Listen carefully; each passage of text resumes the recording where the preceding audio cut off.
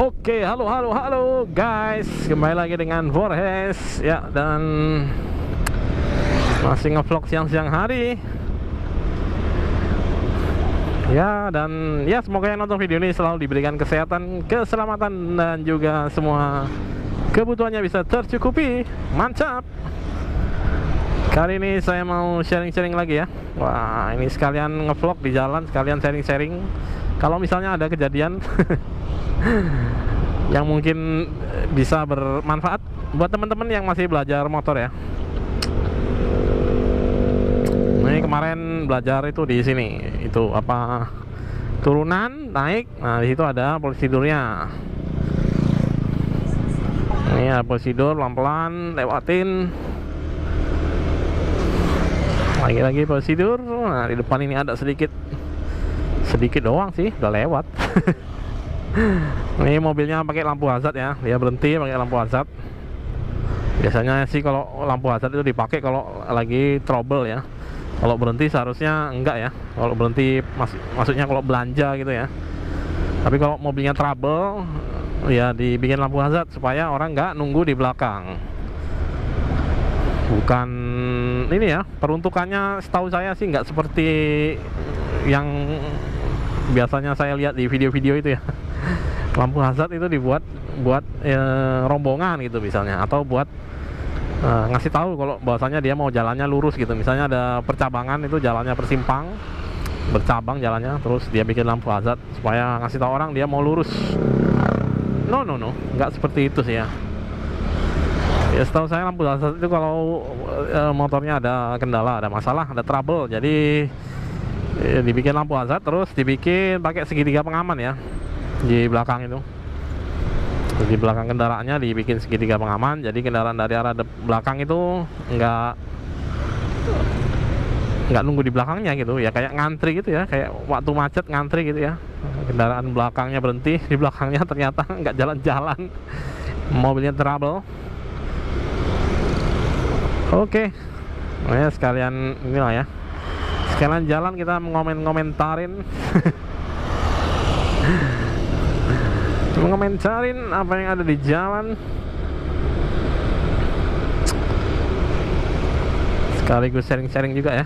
Oh ya, buat teman-teman yang baru gabung di channel ini, baru nonton video ini dan kepengen belajar naik motor matic ya terutama ya, karena sekarang banyak beredar di jalanan itu motornya tipenya matic, alias transmisinya otomatis, alias cuman pakai gas dan rem saja. Ya, sekarang sudah jarang sih ya ini motor kayak Supra gitu ya, motor yang masih pakai persneling semi otomatis. Yang lebih banyak sekarang beredar di jalan itu yang matic seperti ini, atau ya sekalian yang pakai kopling ya, yang besar, motor kopling.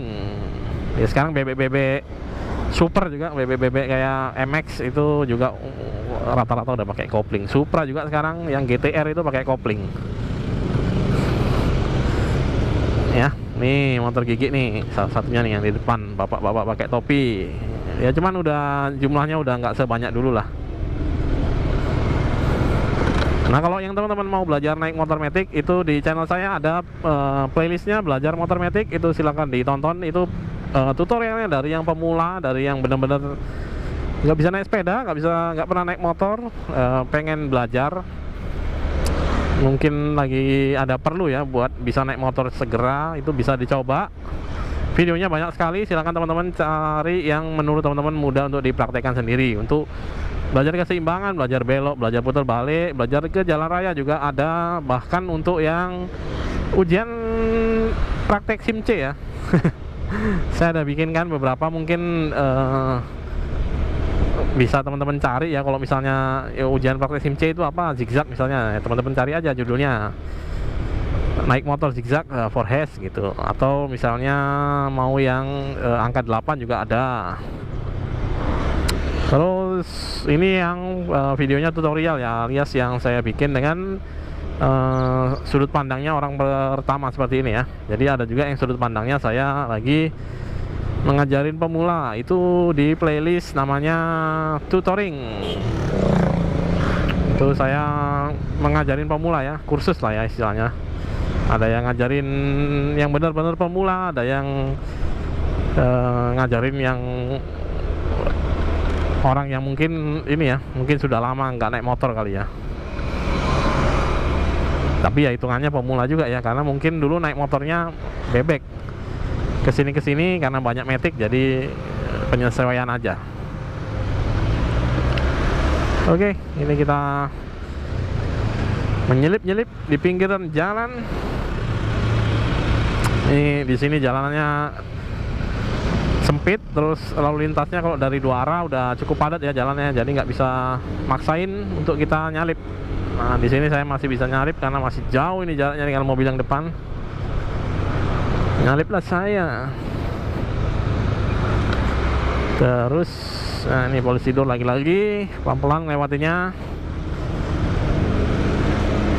Oke, jadi ada yang bertanya juga itu gimana cara fokus untuk ngelihat arah kendaraan di depan ya. Misalnya kendaraan yang di depan, misalnya mobil atau motor, itu nyalakan lampu sen. Gimana kita bisa fokus? Ya itu balik lagi ke pengalaman ya. Semakin sering kita di jalan, semakin banyak hal yang kita lihat, ya, semakin sering juga kita bakalan bertanya ya, wah ini kok lampunya hidup ini, dia mau ngapain gitu. Nah ini misalnya motor yang ini nih, motor yang bawa barang ini, bawa tali plastik ini, nah dia nyalakan lampu sen kanan.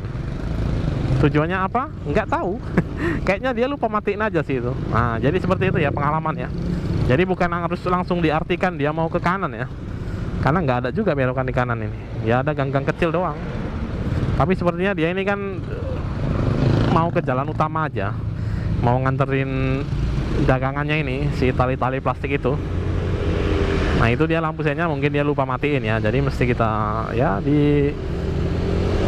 sesuai pengalaman aja. Semakin banyak jam terbangnya ya semakin tahu, semakin paham itu.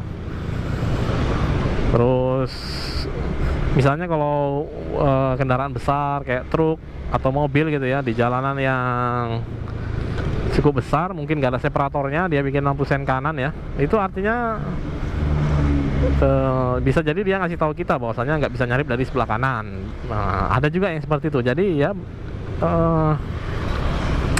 sesuai pengalaman aja sih. Semakin banyak kita naik motor di jalan, semakin banyak juga yang bisa kita pelajarin. Kalau saya sih biasanya ini ya mempelajarinya kalau naik mobil. Nah ini yang motor yang biru tadi, Vario ya kayaknya ya, itu dia nyalakan lampu sen, mungkin dia ngasih tahu bahwasanya dia mau nyalip dari sebelah kanan. Nah itu lampu sennya udah mati ya, yang Vario biru itu. Yang helm hijau, abang-abang helm hijau. Nah tadi sempat saya lihat dia nyalakan lampu sen. Nah kalau bapak-bapak yang bawa tali rafia ini, tali plastik ini, dia lampu sennya yang kanan masih nyala terus. Mungkin dia lupa matiin kali ya. Nah itu tuh lihat tuh ya, si Varionya mau nyalip, dia nyalakan lampu sen kanan. Nah itu dia kayaknya mau nyalip sih itu ya, dia ngasih tanda mau nyalip untuk kendaraan di belakang ya, terutama ya. Kalau dari depan kan nggak kelihatan, terutama dari belakang, supaya waktu dia nyalip kita nggak ikutan menyalip dia juga gitu. Jadi ya itulah, harus dipelajarin sedikit-sedikit. Jadi yang waktu yang enak kapan sih untuk mempelajarin sinyal-sinyal ini? Adalah saat ini, saat naik kendaraan yang kamu nggak nyetir. Ya bisa naik motor waktu kamu dibonceng, bisa naik mobil, naik angkot, kamu duduknya di depan ya, kamu perhatikan itu ada apa gitu ya. Mungkin kalau lagi siang-siang gini mungkin lampu sennya agak sedikit nggak kelihatan mungkin, jadi memang harus benar-benar ya. Nah ini mobil ini dia nyalakan lampu hazard. Sebetulnya nggak trouble ya, cuman dia karena mungkin lagi berhenti aja. Ini prosedur cukup tinggi, pelan-pelan lewatinya. Apalagi kalau bawa boncengan ya, seperti saya ini lagi bawa boncengan. Nih mobil nyalakan lampu sen kanan, artinya dia mau nyalip dari kanan. Sama nih mobil nih ya. Kalau mobil tadi nyalakan lampu sen kanan, dia artinya dia mau nyalip dari sebelah kanan. Dan lampu sen itu tujuannya ngasih tahu yang kendaraan di belakang sih biasanya. Lobang.